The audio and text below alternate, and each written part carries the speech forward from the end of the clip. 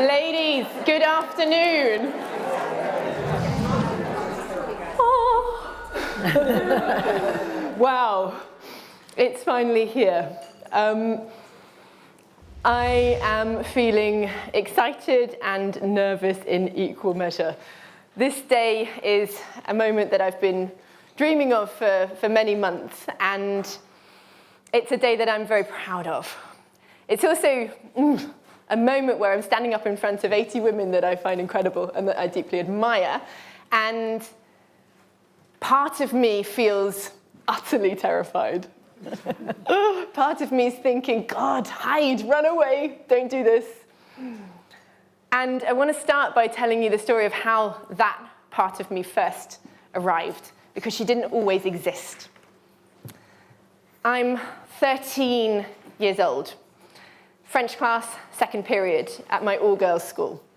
And as always, I am sitting on the front row of class, beaming eagerly up at the teacher. And I know that any minute now she's going to ask a question, and I'm going to shoot my hand into the air, and I'm going to answer that question with enthusiasm and a little bit of gobbiness. But something mysterious and rather sinister has been happening. It's been happening for the past 6 months, maybe the past 12 months, behind me. One by one, every single girl in the class behind me has been putting her hand down rather than up. One by one, every girl in the room has been silently devoicing herself. And I'm the mug who is the last one standing. And for some reason, that day, as my hand goes up, I have the awareness to look around me. And I see that I'm the only one. And I realize with horror that I'm incredibly exposed, and I suddenly feel vulnerable. And before the teacher says anything to me, before she even sees my hand up, it sort of silently slips down and lands in my lap. And it kind of remains there for probably the next 10 years, maybe longer.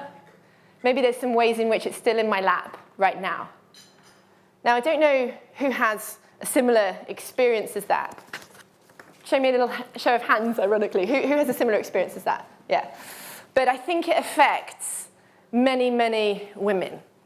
And I think if we look at our numbers as women in positions of visibility, we can see the impact. We're in the home of British democracy today. Hurrah, the House of Parliament. And that's very intentional. If we look at the number of MPs, who knows how many MPs, what percentage of MPs are female? Not enough, quite so. 32% only. That's less than a third of our elected representatives are women. Not good enough. 20% of our board members. 20% of our SME owners. Where are all the girls? Where are we? And why are we not sticking our hands up into positions of visibility and power? So it's these questions that I've been grappling with for my professional life. And it's these questions that have brought us here together today. That's what's been inspiring and informing my work. And I'm interested in asking myself and asking us, how do we revoice ourselves as women?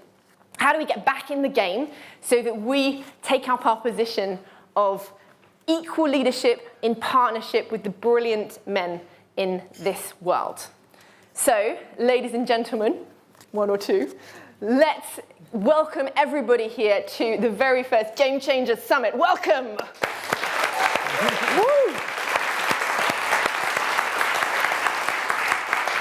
So, who's in the room today? We have, as I mentioned, 80 incredible women. Women who inspire me, women from different and diverse backgrounds. There's people from finance, people from charities, entrepreneurs, the whole range of interesting, diverse women. Myself, for those of you who haven't met me before, my name's Sarah Lloyd-Hughes. I'm founder of Ginger Public Speaking, founder of this event, and it has been my life's passion to help leaders to be more vocal and more visible and more powerful in their visibility.